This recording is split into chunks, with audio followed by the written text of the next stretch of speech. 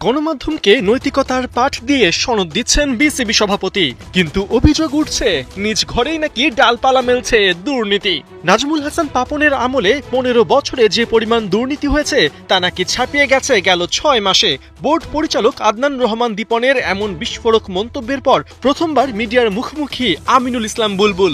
বিসিবির চেয়ারে বসার ৬ মাস হলো, তবে কি তিনি দীপনের কথিত দুর্নীতির হোতা? এটা তার সম্পূর্ণ ব্যক্তিগত মত। আমি এটাকে ডিফেন্ড করছি যে this was his own call, এবং এ ধরনের কোনো অডিট বা এ ধরনের কোনো কাজ আমরা করছি না। আপনারা জানেন আমরা বেসিক্যালি একটা ট্রানজিশনের মধ্যে আছি। একটা সিস্টেমে চলছিল গত 15 বছর, যেখানে একবারে 90 রানও দেওয়া হয়েছিল। এখানে বেশ কিছু পিচের মাটি কেনার পরেও মাটির কোনো হদিস নেই। তো সব অডিট এখন চলছে, বাট ওই যে কথাটা আপনি বললেন ওটা আমি মেনে নিচ্ছি না, এবং তার এটা ব্যক্তিগত মত।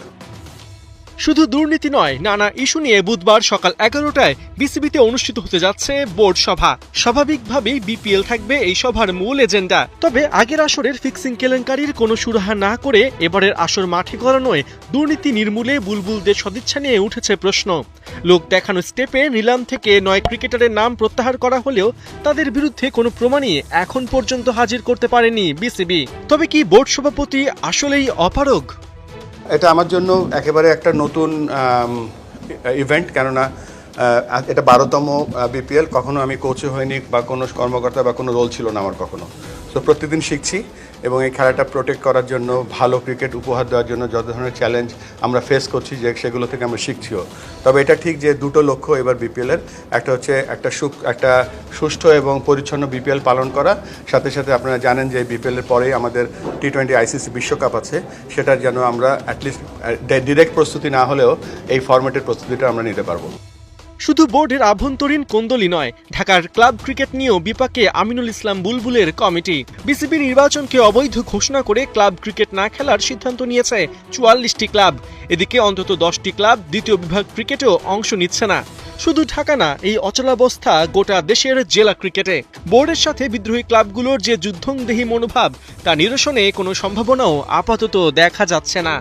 ঢাকা লিগে আমরা তো আমাদের কাজ হচ্ছে মাঠ সরবরাহ করা, আম্পায়ার সরবরাহ করা, বল সরবরাহ করা, টিমগুলোকে কিছু ফাইন্যান্সিয়াল সাপোর্ট দেওয়া, সো ফিক্সচার দেওয়া, সেই কাজগুলো আমরা করছি এবং সেই কাজগুলো আমরা করে যাব। এবং এটা আপ টু দ্য ক্লাবরা যদি আমরা তাদেরকে প্রত্যেকবার রিকোয়েস্ট করব এবং তাদের জন্য আমরা ওয়েট করব।